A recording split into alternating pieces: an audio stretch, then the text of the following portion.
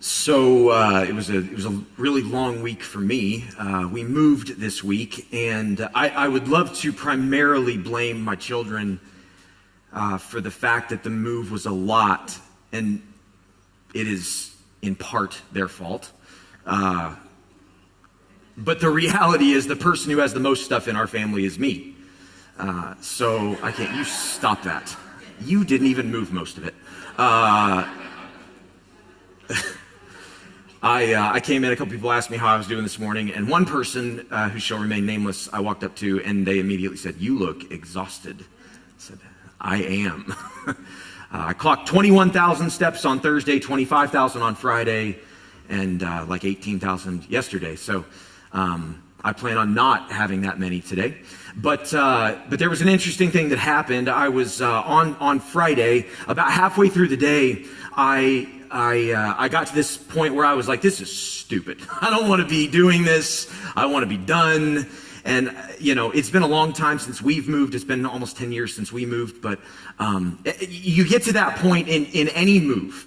Now, I have a very, very hard time paying people to do things that I can do. And so Vanessa tried to convince me to hire a moving company. And I was like, no, I just can't bring myself to spend the money on it. But I got to this point on Friday where I was done, but I couldn't be done. Right, I had to keep going, and that just progressively got worse as the day went on, until the very, very end of the day. We had brought our fourth load back in a 15-foot U-Haul, and there were like 4 pieces of furniture left on it, and dinner was ready. So I went inside, and there were a few people still around helping, and we ate. And I was sitting on the couch, which was a big mistake. I should have just stood to eat, but I'm sitting on the couch like there's nothing inside of me that wants to go out and move those dressers right now. And my brother-in-law was there, and he got up, and my brother-in-law is not always the most motivated person to do this kind of stuff. But he stood up and he was like, all right, let's knock this out. And I was like, yeah, let's knock this out. Like, just that one little moment where he was like, all the enthusiasm and all the energy was all I needed to go get those dressers and move them in, and we got done, and praise God. If he hadn't been there, I don't know what I would have done, but probably not moved the dressers. I probably just would have left them. This is a dynamic that we've all experienced at some point or another in our lives. There was like some team that you were on that shouldn't have won a game, but you did because one person like rallied the troops, or maybe on the negative side of it, there was some group that you were a part of where the group just kind of fell apart because there was the one person who always came into the group with all the negativity, and it just brought the group down. It's interesting how as people, it doesn't take a lot to change group dynamics. It often just takes one person to lift a group up, and it often just takes one to bring a group down. And within a church context, that has huge implications, because a church is just a group of people.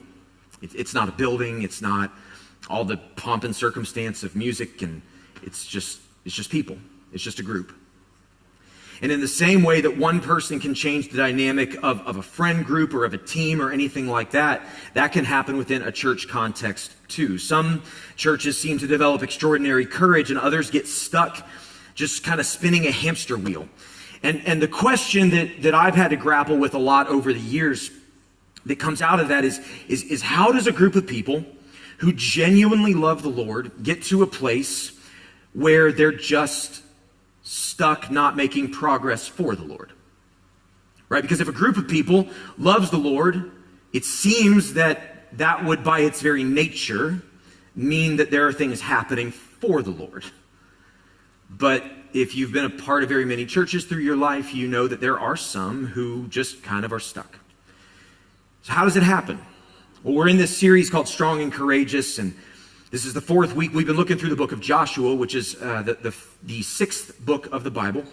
And we've been just walking through it narratively and looking at these different stories and how they interact with one another and what we can learn about who God is and what we can learn about who we are as people. And specifically, we've been looking at what it means for a church. Now, the book of Joshua was written thousands of years ago, but it's all about, the whole book is about becoming the kind of people that God can entrust with his promises and his blessings.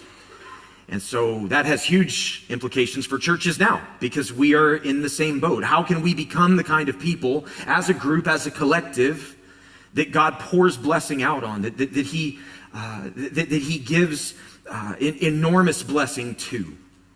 What does that look like? How do we become those kind of people?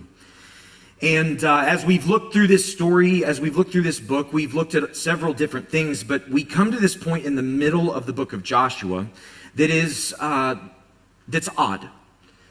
And it's odd because within the narrative, there's this one small narrative that kind of injects itself in a way that doesn't make very much sense. Now, one of my greatest passions is teaching people how to interact with and read the Bible well.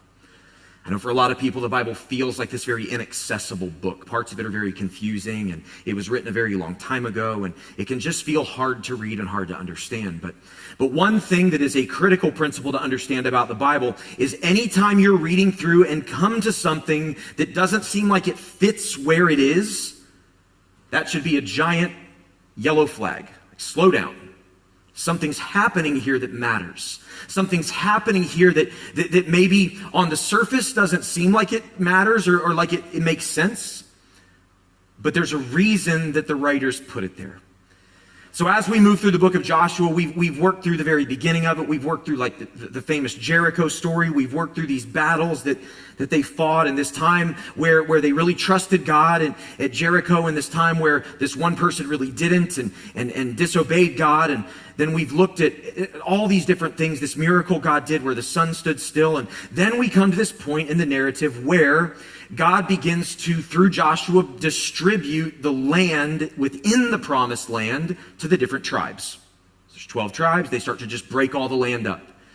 And they start to detail all that out. And then right in the middle of that narrative, we come to this guy named Caleb. And Caleb comes out of nowhere. He's not talked about earlier in the book. He's not talked about he's just this guy. They're breaking up the land to the tribes, and then this guy comes up, and it's out of nowhere. So we're going to slow down. We're going to walk through Caleb's narrative today, because Caleb's narrative is actually tremendously important for understanding and gaining some wisdom around these dynamics, these group dynamics that we talked about a moment ago. So we're going to pick up in Joshua chapter 14, verse 6. And I'm going to read a few verses here, and then we're going to jump. But as we do, I want you to notice one specific thing about this guy. I want you to notice that he's bold. He doesn't seem to be timid. Okay? So let's look at this. Joshua chapter 14, starting in verse 6. It says, "Now the people of Judah approached Joshua at Gilgal, and Caleb, son of Jephunneh, the Kenizzite, said to him, 'You know what the Lord said to Moses, the man of God at Kadesh Barnea, about you and me. I was 40 years old when Moses, the servant of the Lord, sent me from Kadesh Barnea to explore the land. And I brought him back a report according to my convictions. But my fellow Israelites who went up with me made the hearts of the people melt in fear. I, however, followed the Lord my God wholeheartedly. So on that day Moses swore to me, the land on which your feet have walked will be your inheritance and that of your children forever, because you have followed the Lord my God wholeheartedly. Now then, just as the Lord promised, he has kept me alive for 45 years since the time he said this to Moses, while Israel moved about in the wilderness. So here I am today, 85 years old. I am still as strong today as the day Moses sent me out. I'm just as vigorous to go out to battle now as I was then. Now give me this hill country that the Lord promised me that day. You yourself heard then that the Anakites were there, and their cities were large and fortified. But the Lord helping me, I will drive them out, just as he said.' Then Joshua blessed Caleb, son of Jephunneh, and gave him Hebron as his inheritance. So Hebron has belonged to Caleb, son of Jephunneh the Kenizzite, ever since, because he followed the Lord, the God of Israel, wholeheartedly." I'd like to be like that guy when I'm 85. Just as strong and vigorous to fight today as I was 45 years ago. Now here's the thing about Caleb's story in the book of Joshua. There's a whole lot there that doesn't make sense if you don't know the story that led to this story. And there is a story that led to this story. It's actually a story that we covered in part in week 1 of this series. Because although this is the first time Caleb shows up in the book of Joshua, it's not the first time he shows up in the biblical story. And what led to this moment is a very, very important moment for the nation of Israel. But at the end of the day, what matters here, what the book of Joshua is attempting to demonstrate, I believe, is that there's something fundamentally different about Caleb. He isn't like everybody else. I mean, clearly, he has a boldness that is different. He has a strength that is different. And it appears from what we read here that he has a faith that is different. That comes out in a couple of different moments where he talks about having followed the Lord wholeheartedly. There's something different about Caleb. And so we go through this stretch in the book of Joshua where there's these kind of historical records about the way the land is being split up between this tribe, and then this tribe was given this land from this river to this mountain, and this tribe was given this land from this place to this place, and then there's Caleb. Why? Why would the book of Joshua just kind of out of nowhere talk about this one person whose name doesn't appear before in the book and whose name doesn't appear after in the book? Well, to understand that, we've got to rewind a little bit. We've got to rewind to Numbers chapter 13 and Numbers chapter 14. Now, I mentioned that we covered part of this in week 1 of the series because we read the beginning of Numbers chapter 14 in part 1. And we're actually going to read part of that again today, but we're going to back up even more to Numbers chapter 13. If you were here that week, you'll know some of this context. If you weren't, let me get you caught up real fast. Many, many years before, God had promised to a man named Abraham that he was going to make Abraham's children and descendants into a great nation, and that all the world would be blessed through them. In other words, God had promised this man that he was going to make his family essentially God's own representatives to the earth so they would know who God was. And God does this. But eventually, through some different things that happened, Abraham's family, who becomes known as Israel, become enslaved in Egypt. And they're there for hundreds of years. And eventually, God sets them free miraculously from slavery in Egypt and brings them to the edge of what they know as the promised land. The land that God had promised to Abraham all those hundreds of years before. This is a big moment for the nation, for the people. This is a big moment for God's family, for his people. It's the moment where for the very first time they're about to enter into the land God had promised Abraham, and they're going to become their own free people.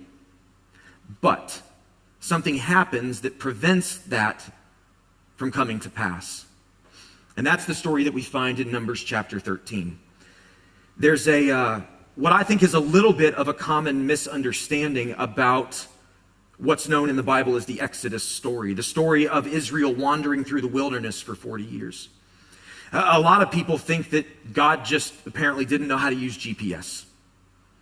That he just took them on this journey that should have taken a couple of weeks, but in turn it took 40 years. That God didn't know how to draw a line from this place to this place. But that's not actually the case at all. What happens is very different. In Numbers chapter 13, starting in verse 1, the Lord said to Moses, "Send some men to explore the land of Canaan, which I am giving to the Israelites. From each ancestral tribe, send one of its leaders. From the tribe of Judah, Caleb, son of Jephunneh." Here's Caleb. This is his first appearance. Send Caleb, son of Jephunneh. He is one of the leaders of the tribe of Judah. Now, again, to make sure everybody understands, the people of God, Israel, they are on the edge of the promised land. That's what Canaan is a reference to. God says, go send scouts. And the scouts that I want you to send, God explicitly lists out the scouts. He says, I want you to send 12 men, one from each tribe. There's 12 tribes, 12 men. Caleb is one of them. One of the other men, I didn't list him in here, was a man named Joshua, who then became the namesake of the book of Joshua, the leader of the nation of Israel after Moses died. But at this point, Caleb is the focus. So God gives this command, and Moses does it. He sends the 12 men. The 12 men go into the land. They go into Canaan. And throughout chapter 13, we see how they go to all these different parts. They kind of split up and go to different regions of the land. And they scout it out. Now, this is land that is already inhabited. People who have been there for a very, very long time, for generations. And when they come back, we find what the scouts report in Numbers 13, verse 26. It says, they, being the scouts, they came back to Moses and Aaron and the whole Israelite community at Kadesh in the desert of Paran. There they reported to them and to the whole assembly and showed them the fruit of the land. They gave Moses this account. We went into the land to which you sent us, and it does flow with milk and honey. That might sound like an odd descriptor to you, depending on how much you like milk and honey. But that phrase is used often to describe the land that God was going to give them. And it's a phrase that signifies how rich and fertile and productive the land is. This is good land. It does flow with milk and honey. Here is its fruit. It's a great report. But then there's a but. But the people who live there, they're powerful. And the cities are fortified and they're very large. We even saw descendants of Anak there. The Amalekites live in the Negev. The Hittites, Jebusites, and Amorites live in the hill country. And the Canaanites live near the sea and along the Jordan. Let's pause for a moment, because to us this doesn't mean a ton.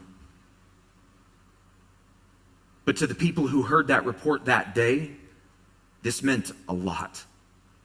See, the descendants of Anak were a fabled race of giants in the ancient Near East. Now, were there giants in the ancient Near East? I don't know. It's going to be fun to find out one day. I had a friend in college who was, I was just telling somebody about this the other day. I had a friend in college who was 7 feet tall. Like, not, sometimes you say, they're like 7 feet tall. He was a legit 7 feet tall. I felt minuscule standing next to Steve. Like, minuscule, right? He was enormous. I often have described Steve as a giant. Were there 9 foot tall giants? I don't know. Were there people that were significantly bigger? Yes. Regardless, the people were big in this area, okay? So the descendants of Anak, these are this mythological race of giants. They're describing these people, these tribes who inhabit the land, who are known in the region as being very large, very powerful warriors. And here you have the nation of Israel, the people of God, who have been slaves for 400 years. Well, if you've been in slavery for 400 years and now you've got to go battle people that are significantly bigger than you, who live in fortified cities, that's not a position that you would feel super confident in. And rightfully so. So there's this kind of dual report. Man, the land is amazing. It's just as God said, but the people there are terrifying. Verse 30, then Caleb silenced the people before Moses and said, we should go up and take possession of the land, for we certainly can do it. But the men who had gone up with him, the rest of the scouts, they said, we can't attack those people. They're stronger than we are.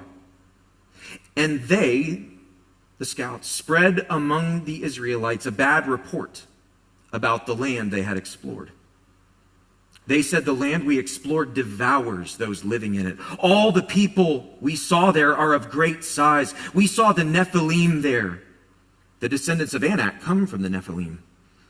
We seemed like grasshoppers in our own eyes, and we looked the same to them. That's not a very good report. That's not a report that's going to elicit a lot of courage in the people. It's the opposite. The scouts themselves, the people who have gone out and seen the land and seen the people in the land, are looking at the land and the people in the land through a specific lens. And they identify it here. We looked like grasshoppers to them we looked like grasshoppers in our own eyes.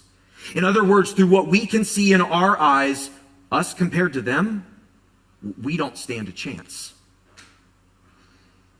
And this reality, this picture that the scouts paint has devastating consequences for Israel. Because as the story continues, we come to the beginning of Numbers 14. And it says this: that night, the night where the reports were given, all the members of the community, they raised their voices and they wept aloud. All the Israelites grumbled against Moses and Aaron, and the whole assembly said to them, "If only we had died in Egypt or in this wilderness. Why is the Lord bringing us to this land only to let us fall by the sword? Our wives and children will be taken as plunder. Wouldn't it be better for us to go back to Egypt?" And they said to each other, "We should choose a leader, and we should go back to Egypt." So the scouts have taken the people of Israel, who now are on the edge of the land God has promised them for generations. And instead of looking at the land and the people in the land through the lens of what God said, which was that he was giving them the land, they are looking at it through their own lens, what they see. And that has elicited immense fear. And that fear now has infected the entire Israelite assembly, who now are convinced that it would be better to return to slavery than enter the land God has promised them. And it's at this moment that Moses and Aaron make their final plea. Then Moses and Aaron fell face down in front of the whole Israelite assembly gathered there. Joshua, son of Nun, and Caleb, son of Jephunneh, who were among those who explored the land, tore their clothes. And they said to the entire Israelite assembly, "The land we passed through and explored is exceedingly good. If the Lord is pleased with us, he will lead us into that land, a land flowing with milk and honey, and will give it to us. But don't rebel against the Lord, and do not be afraid of the people of the land, because we will devour them. Their protection is gone, but the Lord is with us. Do not be afraid of them." But the whole assembly talked about stoning them. The plea that Moses and Aaron make, the plea that Joshua and Caleb, the two scouts of the 12, who did not see the land through their own eyes, but rather saw the land through the lens of God's eyes, were the only two that had faith that God would do what he said.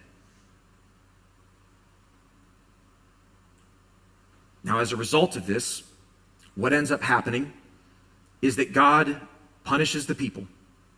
Because instead of choosing to believe that God himself was capable, they reject him. They reject Moses and Aaron. They reject Caleb and Joshua, and they decide they're going to elect new leadership. Well, God decides that he's not going to allow that, but rather what he does is he makes Israel wander in the desert for 38 and a half years.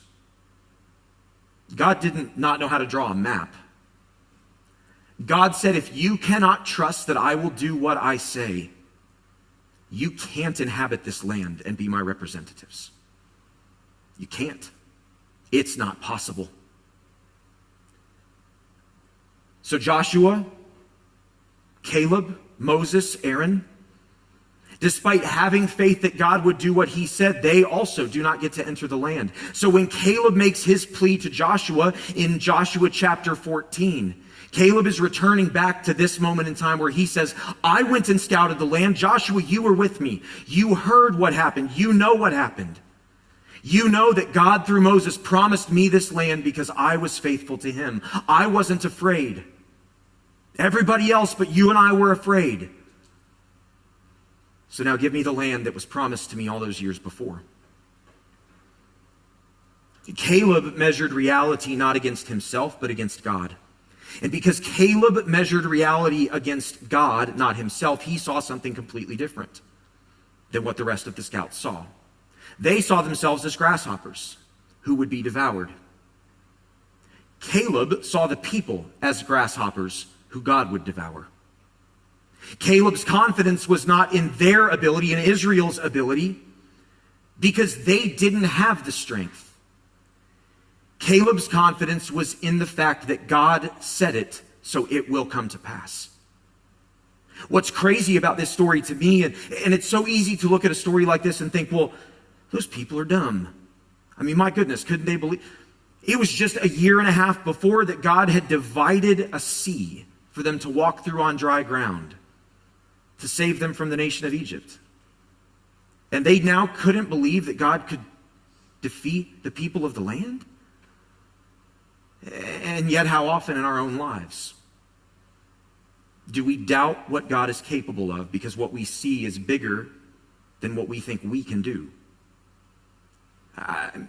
I'd love to stand up here and say that I'm a person who just always has faith that God will do all these things. And the reality is I'm a person that has a lot of faith. But there's also a lot of times where I come to a place in my life where I doubt that God is going to do what I want, what I hope, what I desire, what I believe he's promised. Because life beats us down. And because when the thing in front of us is so big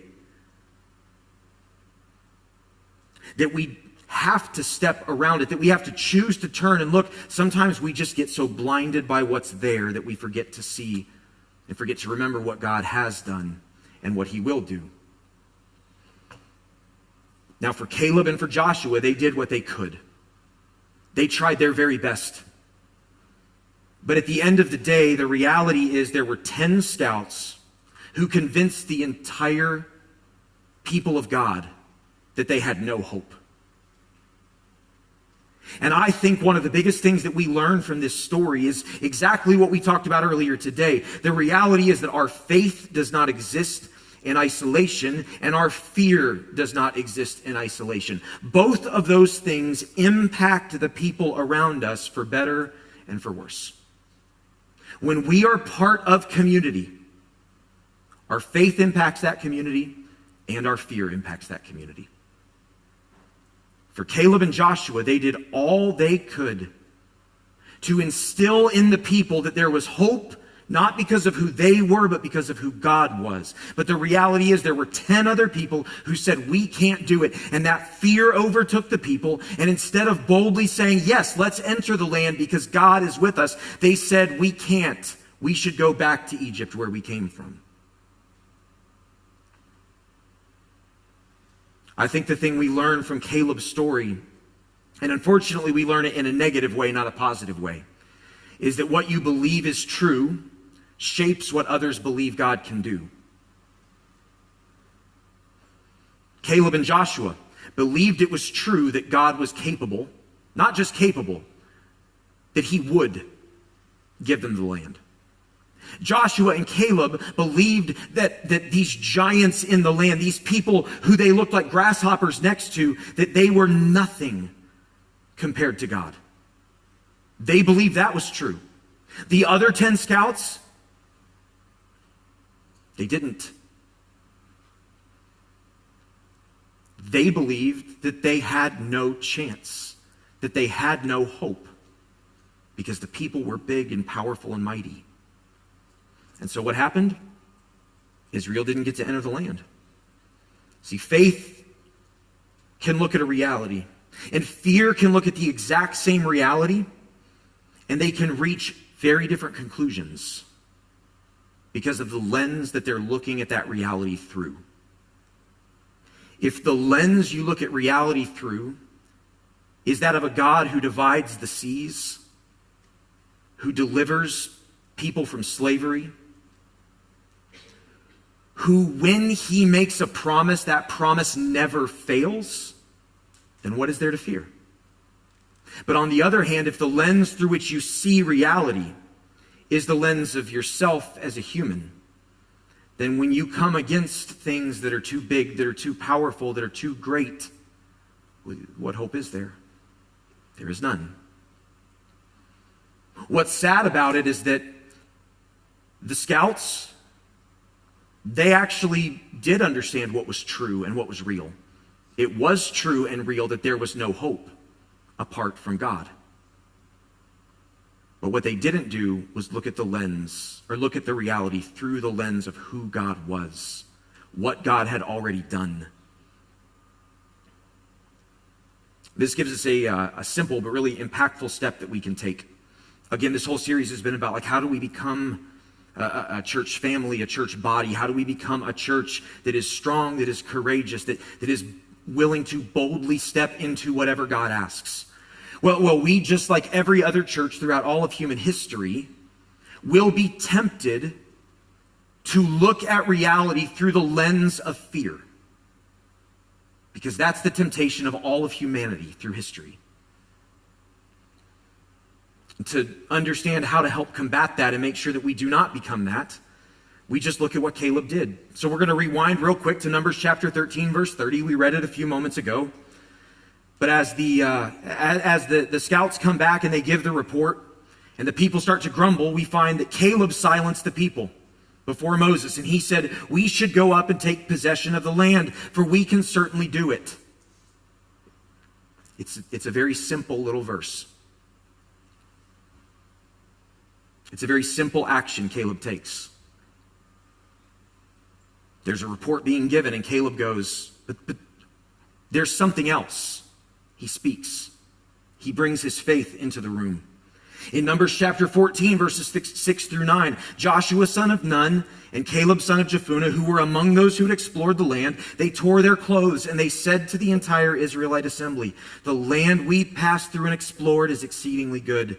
If the Lord is pleased with us, he will lead us into that land, a land flowing with milk and honey, and he will give it to us. Only do not rebel against the Lord, and don't be afraid of the people, because we will devour them. Their protection is gone, but the Lord is with us. Do not be afraid of them. So I have a hypothetical question, and I'm going to wrap us here. I have a hypothetical question. What would have happened if instead of there being 10 scouts who were afraid and 2 who believed God was capable? What if those numbers flipped? What if there had been 10 scouts who believed God was able and 2 who were afraid? Well, I don't know. We can't know the answer to that question. But groupthink is a powerful thing.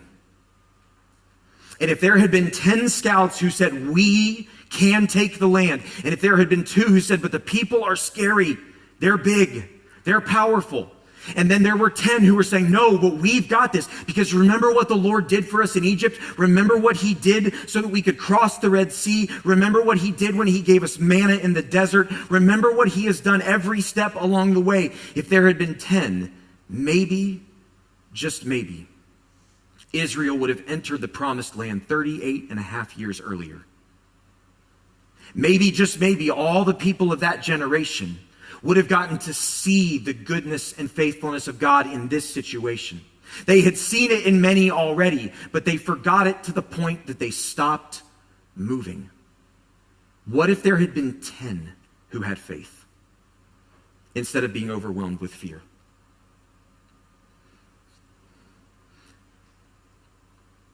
What went wrong with Israel all those years ago wasn't that there was no faith. There was. Moses, Aaron, Joshua, Caleb, they believed that God would do what he said. There wasn't no faith. What went wrong is that the fear of the people, of the many, overwhelmed the faith of the few. And I believe that what we can learn from this story is simply that for any church, for any group, for any community of Christians that gather and that try to pursue the Lord, all they've got to do is keep the ratios reversed. I think that's all it takes. Maybe that seems simple. Maybe it seems too simple. But when the voices of fear overwhelm the voices of faith, people stop moving. We see it time and time again in the Bible. Anecdotally, I've seen it time and time again in my own life. But when the voices of faith overwhelm the voices of fear, then God's people keep moving. So what do? Well, we actually can't do much. But you can do something. I can do something. If we want to become a church that boldly and courageously walks wherever God leads us, then I need you to choose to build our faith by speaking yours. That's what Joshua did. That's what Caleb did. That's what Moses did. And that's what Aaron did. But 10 people spoke fear, and it cost the people tremendously. The reality is that courageous churches aren't built by a pastor preaching about strength and courage. They aren't built by a leadership team that sits in a room and makes decisions behind closed doors that they think are courageous. A courageous church is built by ordinary men and women who choose to bring their faith into the room and not be silent. It's built by men and women, ordinary men and women, who have courageous faith and speak it. Who don't sit back when voices of fear rise up, but who speak out so that the faith overwhelms the fear. It's built by ordinary men and women who, in moments where others forget who God is, what He's done, and how His promises never fail, are willing to speak that truth into reality. Imagine what happens when a family hits something scary and mom and dad say, look, we don't know how this is going to end, but we know who the Lord is. Imagine what happens when somebody walks into a small group and they're discouraged and they're beaten down by life, and another person says, hey, let me remind you what the Lord has done. Let me tell you how He's walked with me. Someone serving on a team and there's some problem that comes up, and instead of immediately saying like, this is never going to work, somebody says, hey, okay, this is hard, but God's faithful. So what's our next step? When a church faces an uncertain future, and instead of 10 voices explaining why it can't happen, there are 10 Calebs saying the Lord has never failed, and He will not now. If there had been 10 Calebs, we'll never know what happened, what would have happened then, but we get to decide what happens here. So today I need you to ask yourself, what voice will I bring into this church? What voice will I bring into this community? How can I bring my faith to build the faith of this body so that we never get stuck in fear? When you see God's faithfulness, speak it. When you remember what He's done, speak it.